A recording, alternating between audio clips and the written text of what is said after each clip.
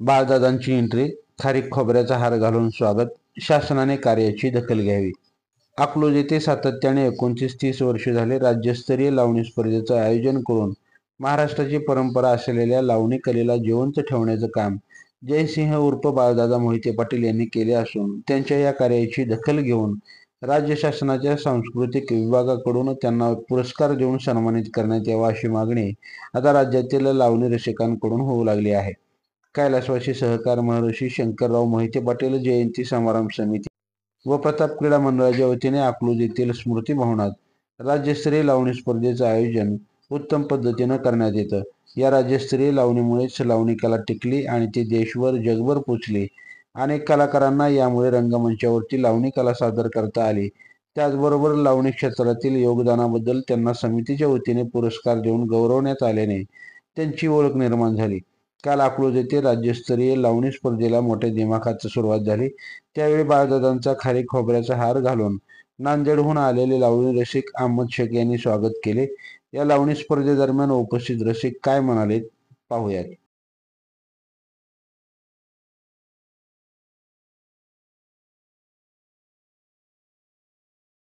अकलूजच्या स्मृती भवनामध्ये आपण सध्या उपस्थित आहोत आणि या ठिकाणी दरवर्षीप्रमाणे याही वर्षी अतिशय मोठ्या उत्साहात अकलूज लावणी स्पर्धेला सुरुवात झालेली आहे. सहकार महर्षी शंकरराव मोहिते पाटील यांच्या जयंतीच्या निमित्तानं या ठिकाणी जयसिंह मोहिते पाटील, त्याचबरोबर सरोपराणी मोहिते पाटील असतील आणि सर्व जयंती समारंभ समितीतील सदस्य असतील यांच्या माध्यमातून या ठिकाणी अकलूज लावणी स्पर्धेला उत्साहात सुरुवात झालेली आहे. राज्यातील प्रेक्षक, लावणीप्रेमी, लावणी रसिक या ठिकाणी उपस्थित आहेत. आपण त्यांच्याकडून या लावणी स्पर्धेबद्दल जाणून घेणार आहोत. सर, स्वागत आहे आपलं लाईव्ह महाराष्ट्र झोन न्यूज मध्ये. आपण कुठून आलात? मी नांदेडून आलो. मी अनेक 10 वर्षापासून या ठिकाणी लावणी पाहण्यासाठी येतो. अकलूजला जो लावणी महोत्सव स्पर्धा असती, या प्रकारची लावणी महोत्सव स्पर्धा महाराष्ट्रात कोण्याही ठिकाणी होत नाही. त्यामुळे या ठिकाणी जयसिंह मोहिते पाटील जे आहेत यांचा शासनाकडून शासकीय स्तरावर यांचा गौरव झाला पाहिजे. यांना सांस्कृतिक मंत्रालयाकडून मोहिते पाटील साहेबांना दखल घेऊन मुख्यमंत्री आणि सांस्कृतिक मंत्र्यांनी त्यांचा गौरव केला पाहिजे. आणि महाराष्ट्रामध्ये लावणी महोत्सव जे आहे अनेक याला शासनाने घेऊन ताब्यात शासनामार्फत लावणी महोत्सव या ठिकाणी सुरू केला पाहिजे. या लावणी महोत्सवामध्ये गोरगरीब कलाकार, चांगले कलाकार आणि प्रत्येकाची वेगवेगळी भूमिका सादर करण्यासाठी त्यांना स्टेज उपलब्ध करून दिलेला आहे.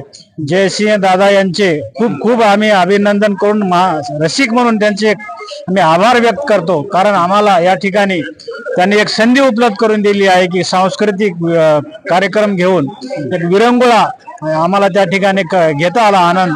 म्हणून त्यांचे शासनाने आपलं जयसिंह बाळदादा यांचा गौरव केला पाहिजे अशी एक माझी आग्रहाची मागणी मुख्यमंत्री आणि सांस्कृतिक मंत्रालय आहे.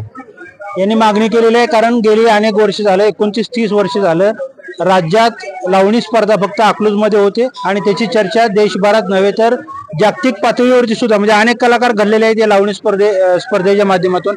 आणखी काही रसिक आपल्या सोबत असं स्वागत आहे तुमचं. काय सांगाल, आपण कुठून आलात? मी पण नांदेडवरच आलो आहे. आणि हा जो लावणी महोत्सव आहे, आमचं म्हणणं असं आहे की ह्याला शासनाच्या मार्फत हा महोत्सव साजरा करावा. कारण लावणी महोत्सव म्हटलं की महाराष्ट्राची खरी संस्कृती आणि खरं लावणी नृत्य हे महाराष्ट्राचं खरं म्हणजे लावणी आहे. आपल्या महाराष्ट्राचा स्वाभिमान आहे तो.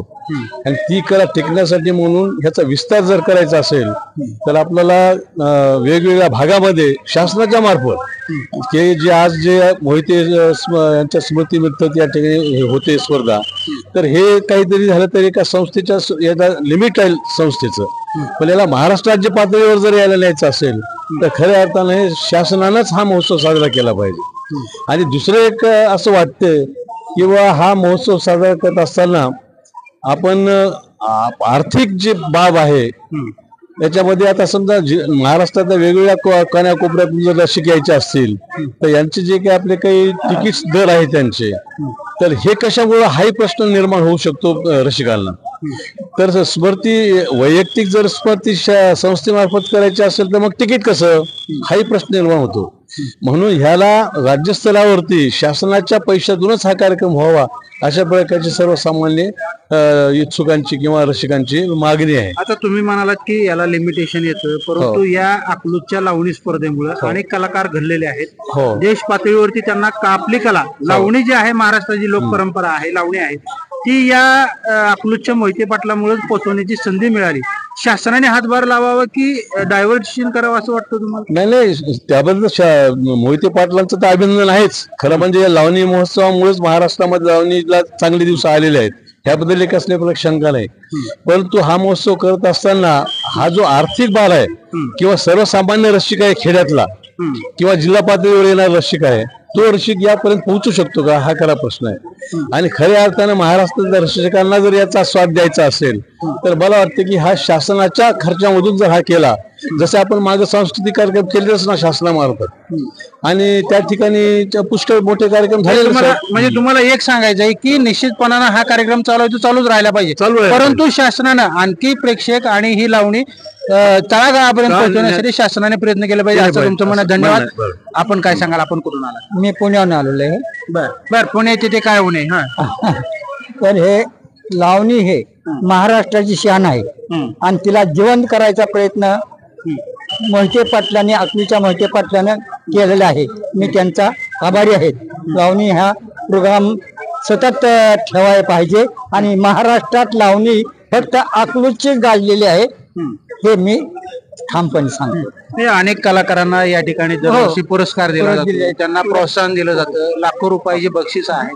आता हे म्हणाले की तिकीट दराचा मुद्दा, परंतु कलेपुढे पैसा किंवा ह्या बाबी तुम्हाला काय वाटतं? एकदम चांगलं वाटतं मला ह्या गोष्टीबद्दल. तुम्ही किती वर्ष झालं आता लावणी? मी काही ह्याच वर्षी आलोय पाहुणा म्हणून, पाहतोय मी टीव्हीवर आणि ऐकतोय पुण्यातून ऐकतोय मी. अकलूजच्या मोहिते पाटलांचा आभार आणि अभिनंदन. 100% आभारच मानावं लागतील मोहिते महाराष्ट्रात पाटला. लावणी त्यांनी जीवन ठेवलेली आहे आणि कुठेही महाराष्ट्रात लावणी ह्या अकलूज सारखी होत नाही. तर मला ह्या अकलूजचा आणि मोहिते घरांचा अभिमान आहे. विशेषतः राजकीय क्षेत्रामध्ये का मोहिते पाटील असू नये, लावणी सारख्या एका ग्रामीण भागातल्या लावणी परंपरेला प्रोत्साहन देतात हे विशेष आहे. कारण राजकारण आणि लावणी हे खरं म्हणजे विसंगती वाटते, पण राजकारणामध्ये जर इंटरेस्टेड लोक लावणीसाठी जे असले ह्या कलेसाठी तर त्याला अधिकच बळ येईल आणि खऱ्या अर्थानं लावणीला न्याय मिळेल असं वाटतं.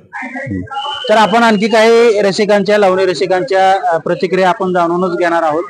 पण आता या प्रतिक्रियामधला सारांश असा आहे की काही ज्येष्ठ मंडळीचं म्हणणं सुद्धा आहे की शासनानं सुद्धा याला आता तळागाळापर्यंत पोहोचवण्यासाठी प्रयत्न केला पाहिजे आणि मोहिते पाटलांचं खास करून अभिनंदन ते करतायत. कारण गेली अनेक वर्ष झालं एकीकडे शासन कलेला वाव देत नसलं तरी, मोहिते पाटील राजकीय घराणं असलं तरी सुद्धा सांस्कृतिक दृष्ट्या लावणी कलेला जोपासतंय हे अतिशय महत्वाचं आहे.